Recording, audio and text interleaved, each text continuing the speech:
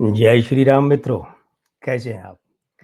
मैं लक्ष्मीपुत्र डॉक्टर कुमार गणेश हार्दिक स्वागत करता हूं आपका और आपके लिए किस्से कुमार से के इस एपिसोड में एक नया किस्सा लेकर आया हूं।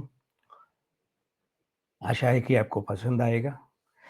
आप भी जानते हैं कि इस कार्यक्रम में मैं जो भी किस्से लेकर आता हूं वो कहानियां नहीं होती हैं, किस्से होते हैं। कहानी प्रसंग को किस्सा कहते हैं और ये सच्चे होते हैं। सूत्र और स्रोत इनके अलग-अलग होते हैं, लेकिन सच्चे होते हैं। मेरी कोशिश रहती है कि सिर्फ़ आपको एक सूचना नहीं दूँ कि ऐसा हुआ, बल्कि उसको थोड़ा-सा स्क्रिप्टाइज़ेशन करके पटकथा का रूप देकर आपको सुनाऊँ। तो मैं तो ये काम बड़ी ईमानदारी से कर रहा हूँ, करने भी जा रहा हूँ और आपसे एक काम करने की उम्मीद है कि अगर अभी भी आपने चैनल सब्सक्राइब नहीं किया है, तो कर लीजिए और इसके साथ ही घंटी का बटन भी दबा दीजिए और हाँ, इस चैनल के सभी वीडियो को उनके लिंक जो है साझा कीजिए। बड़ा मंच, बड़ा धरातल चाहिए इस चैनल को, आपके आशीर्वाद से ही मिलेगा और आशीर्वाद की जब बात होती है तो आपको भी पता है, मैं कई बार कह चुका हूँ, फ़िल्म इंडस्ट्री में हमेशा आशीर्वाद चाहिए। उस आशीर्वाद का रूप ख़ैर बहुत बिगड़ कर बाद में कास्टिंग काउच हो गया, लेकिन उस समय आशीर्वाद नहीं, वो तो शोषण होता है। लेकिन आशीर्वाद का एक ऐसा दौर भी था जब एक ही क्षेत्र के 2 लोगों के बीच में घृणास्पद प्रतिस्पर्धा नहीं होती थी। वो एक-दूसरे का सम्मान करते थे, एक-दूसरे का साथ देते थे। जैसे कि जब दोस्ती फ़िल्म पहली बड़ी फ़िल्म मिली, वैसे तो लक्ष्मण प्यारे के शब्दों में ये पहली बड़ी फ़िल्म थी भी नहीं उनकी, लेकिन फिर भी जो बड़ी हिट हुई और राजश्री प्रोडक्शन प्रोडक्शन हाउस बड़ा था, फ़िल्म वैसे बड़ी नहीं थी कि कलाकार बड़े नहीं थे। तो दोस्ती फ़िल्म का जब वो गाना बना रहे थे, राही मनवा दुःख की चिंता, तो माउथ ऑर्गन चाहिए था, तो आर डी बर्मन से कहा, वो दोस्त थे आपस में। बोले यार आजा पंचम माउथ ऑर्गन बजाना है। तो अपनी रिकॉर्डिंग वो कर रहे थे पंचम आर डी बर्मन।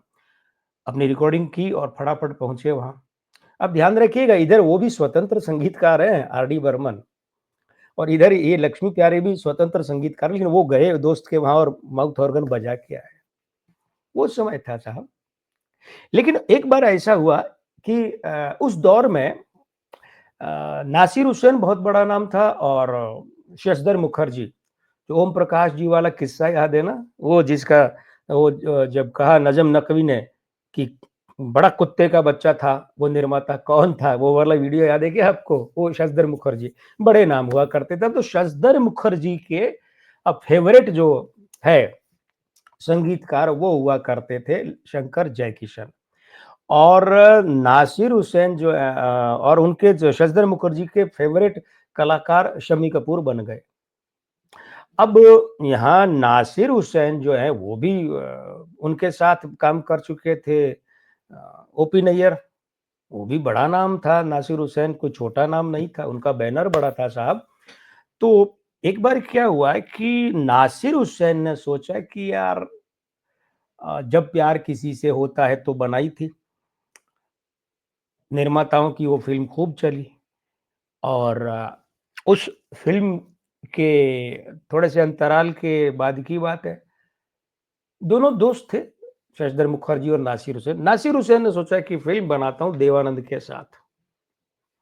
इनका पूरा नाम देव आनंद है, लेकिन वो देव में व आता है और आनंद का स्वर है, तो देवानंद, व कोमल होता है देवानंद और 2 अक्षर में देव अगर ये 3 अक्षर में होता ना, तो ये देवानंद को नहीं बोलते, विजयानंद नहीं बोलते, विजय आनंद बोलते हैं। खैर, तो देवानंद को उन्होंने कॉन्ट्रैक्ट साइन करवा लिए, अनुबंधित कर लिया फ़िल्म के लिए।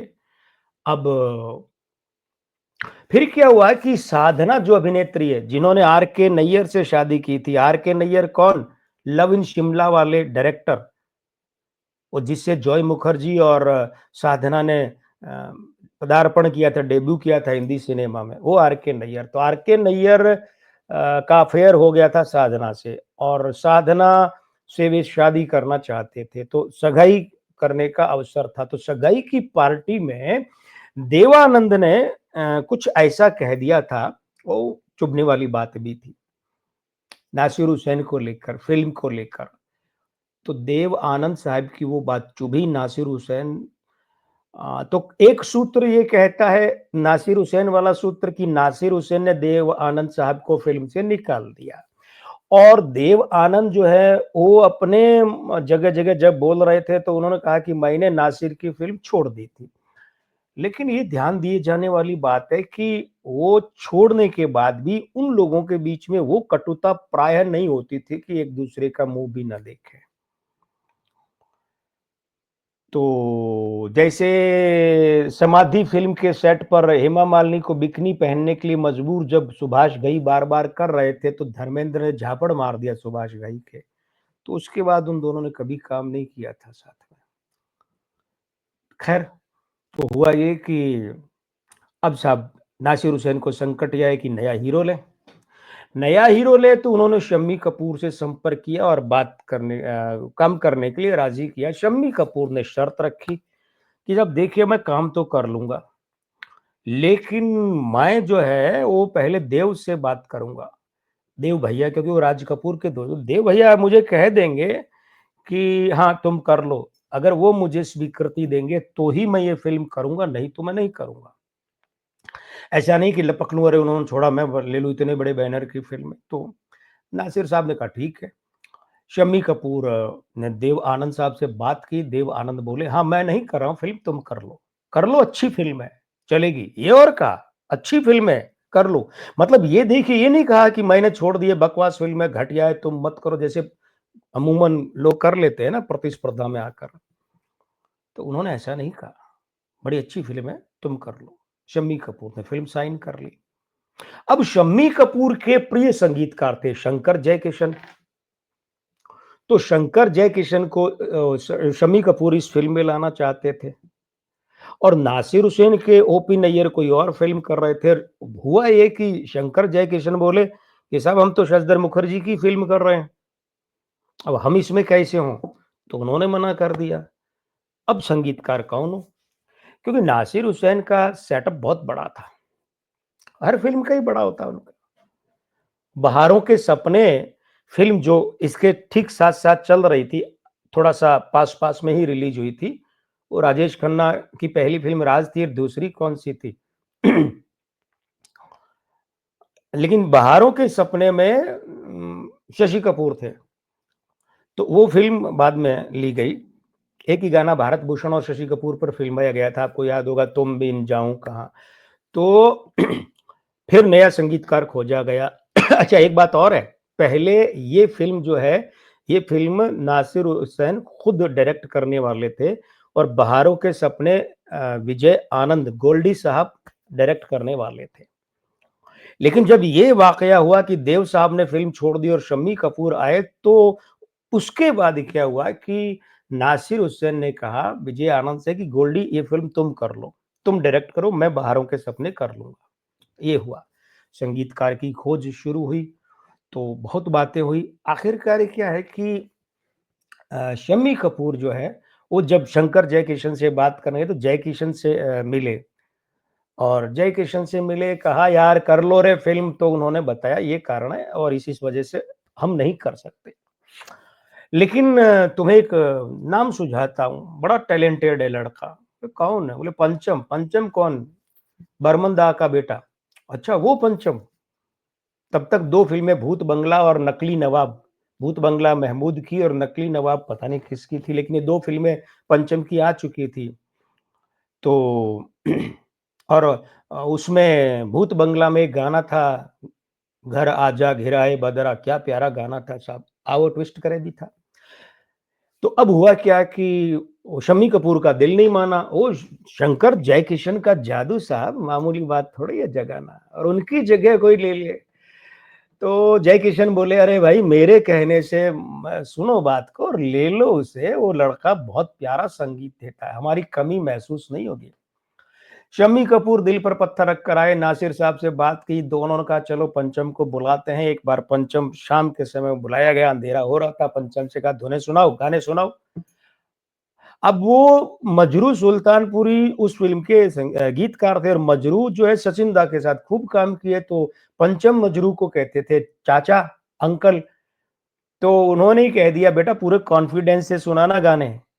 तो वो भी वहाँ बैठे, शम्मी भी बैठे, नासिर भी बैठे, गाने सुन रहे हैं और जब आजा आजा मैं हूँ प्यार तेरा, ये जब गाना आया तो शम्मी कपूर वहीं झूमकर नाचने लगे। और पहले तो एक गाना कोई सुनाया था, तो जिस गाने के बाद वो शम्मी कपूर बाहर निकल गए सिगरेट पीने और फिर बताते हैं कि उन्होंने कहा यार जम नहीं रहा है। तो पंचम ने मजरू सुल्तानपुरी साहब की तरफ देखा कि अंकल ये क्या हो रहा है? तो उन्होंने इशारा किया तू जमा रहा है। फिर वो वापस आए, फिर उन्होंने सारे गाने सोना रे सोना सुनाया, ये सुनाया, आजा आजा मैं हूँ प्यार तेरा, तो उछल गए, डांस करने लगे। अरे बोले जम गया, यही होना चाहिए। उसके बाद तो खैर फिर पंचम ने वो भी सुनाया था। अ,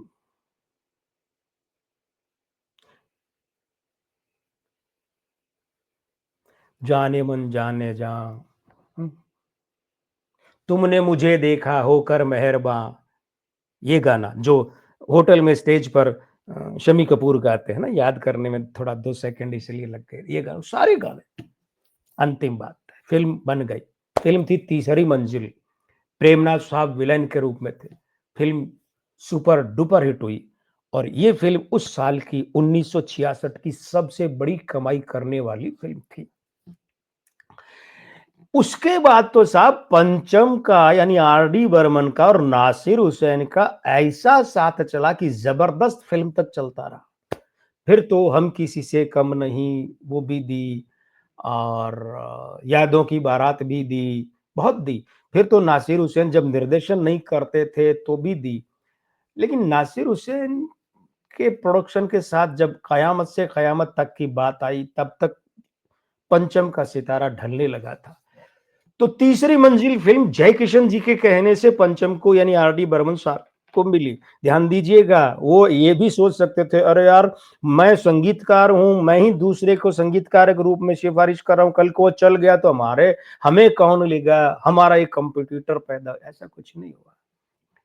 जय किशन साहब का बड़ा दिल था। साहब उस समय के लोग भी बड़े दिल वाले हुआ करते थे। हमारे लिए तो दिल वाले आप हैं और दिल वाले क्या करेंगे? दिल वाले सब्सक्राइब कर लेंगे, हमें विश्वास है कि वे घंटी का चिन्ह भी दबाएँगे और साथ ही साथ में हमारे ये दिलवाले जो हैं, आप मतलब आप जो है इस वीडियो को भी लाइक करेंगे और वीडियो जो इस चैनल के उन्हें भी लाइक करेंगे, लिंक साझा करेंगे, हमें विश्वास है। तो मित्रों, आज के एपिसोड का किस्सा बस यहीं। अगले एपिसोड में अगला किस्सा और आपका ये मित्र लक्ष्मीपुत्र डॉक्टर कुमार गणेश सब आपके सामने होंगे, ये वादा है। तो अब विदा, लेकिन कभी अलविदा ना कहना। नमस्ते दोस्तों।